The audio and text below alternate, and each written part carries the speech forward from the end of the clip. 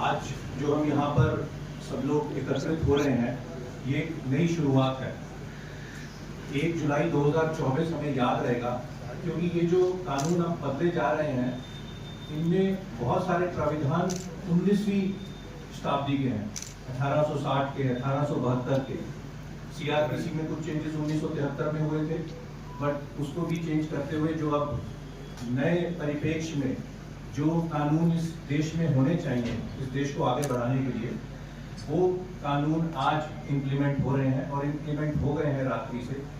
और नई FIR भी उन नए सेक्शंस में, नए कानूनों में दर्ज होनी शुरू हो गई है।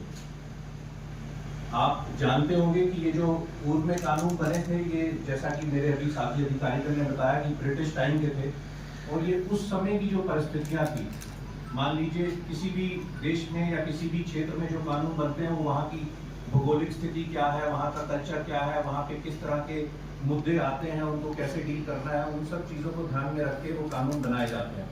उस समय ये कानून एक तरह से तो ब्रिटिश राज के इंटरेस्ट को ध्यान में रखते हुए बनाए गए थे कि वो राज चलता रहे। अब हम एक दूसरे परिप्रेक्ष्य में है, दूसरे समय में है, दूसरे टाइम में है, जहाँ पर ये चेंजेस होने की बहुत आवश्यकता थी और फाइनली ये चेंजेस किए गए हैं।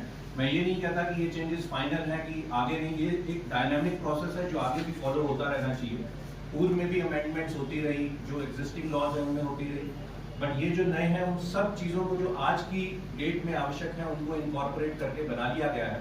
और आगे भी मुझे उम्मीद है कि हम बढ़ते रहेंगे, नई चीज़ें देखते रहेंगे और उस हिसाब से जनता को न्याय मिल सके, ये उस दिशा में कार्रवाई बढ़ती रहेगी। ये जो लॉज हैं, इसमें जो अवधारणा है वो पहले से थोड़ी डिफरेंट कर दी गई है।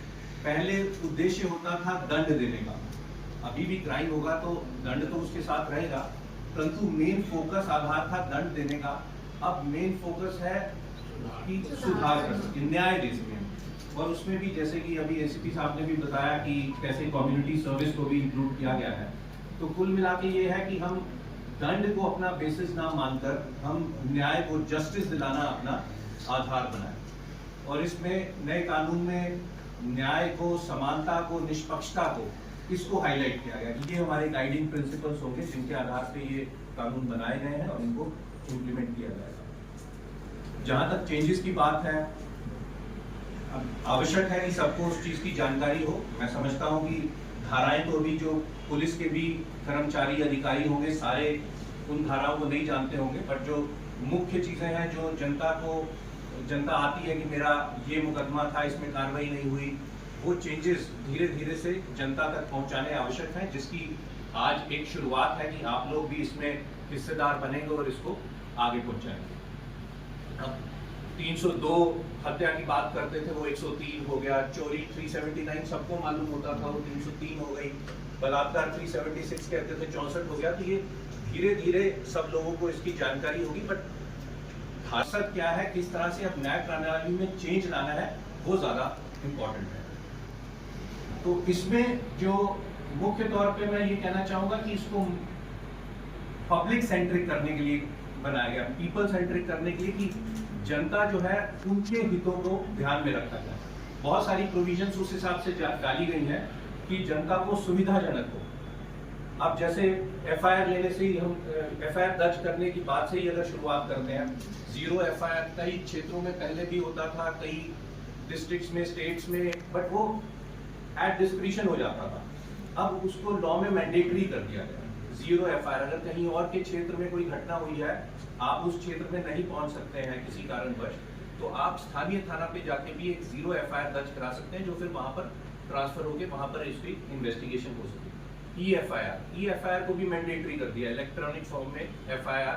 जरूरी नहीं है कि थाने पे पहुंचकर फिजिकली प्रेजेंट होकर आप अपनी शिकायत दर्ज कराएं और FIR दर्ज हो, E-FIR के रूप में भी दर्ज किया जा सकता है। FIR की फ्री कॉपी को भी देना मैंडेटरी कर दिया गया है। जैसे कि बताया कि इन्वेस्टिगेशन जब होगी तो पब्लिक को ट्रांसपेरेंसी रहे, पता रहे कि इन्वेस्टिगेशन में हुआ क्या है। अभी लोग आते हैं, जानते हैं कि भाई हमने FIR दर्ज कराई थी, हमें नहीं मालूम है क्या है, तो ऑफिसर्स हैं, कोशिश करते हैं कि अच्छा हमारे पास भी कोई आता है तो हम थाने से पता करके बताते हैं कि इसमें क्या हुआ, अपने ऑफिसर से बात करके बताते हैं। हो सकता है इंपॉर्टेंट केसेस हो, हमें जानकारी हो, हम उसमें बताते क्या हो। But now it is mandatory कि जो विक्टिम है, कंप्लेनेंट है, उसको प्रोग्रेस ऑफ इन्वेस्टिगेशन के बारे में पता हो। और ट्रांसपेरेंसी का एक और लेवल ये भी है कि ट्रायल चल रहा है, ट्रायल में मुकदमे को किसी वजह से वापस लिया जा रहा है, विड्रॉल ऑफ प्रोसिक्यूशन जो होता था कुछ केसेस में, कुछ मापदंड जो वो केसेस पूरा करते थे और कुछ सर्कमस्टांसेस में, उनमें भी विक्टिम जो है, जो कंप्लेनेंट जो है, उसको बिना सुने कोर्ट को वो डिसीजन नहीं लेना। तो ये ट्रांसपेरेंसी इसमें है कि विक्टिम को सुना जाए, कंप्लेनेंट को सुना जाए, उसकी बात सुनने के बाद ही ये निर्णय लिया जाए कि ये प्रोसिक्यूशन विड्रॉल के लायक केस है कि नहीं।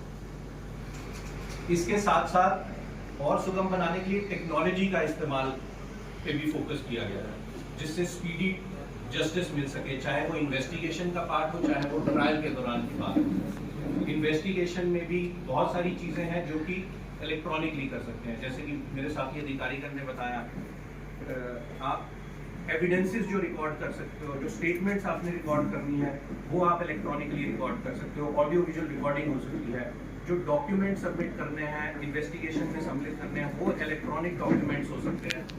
ये व्यवस्थाएं भी उसमें की गई हैं, जो ट्रांसडाइट हो सके, फास्ट हो सके। ई बयान लेने की व्यवस्था है, इलेक्ट्रॉनिक बयान, इलेक्ट्रॉनिक अपीयरेंस, आपके जो ट्रायल्स चल रहे हैं उसमें जो अपीयरेंस है, जरूरी नहीं है कि फिजिकल अपीयरेंस हो, कोर्ट में जाके एक व्यवस्था बनाई जाएगी। अगर आप ये वीडियो YouTube पर देख रहे हैं तो हमारे चैनल को सब्सक्राइब करें और बेल आइकन को दबाना ना भूलें। अगर आप Facebook पर ये वीडियो देख रहे हैं तो हमारे पेज को लाइक करें।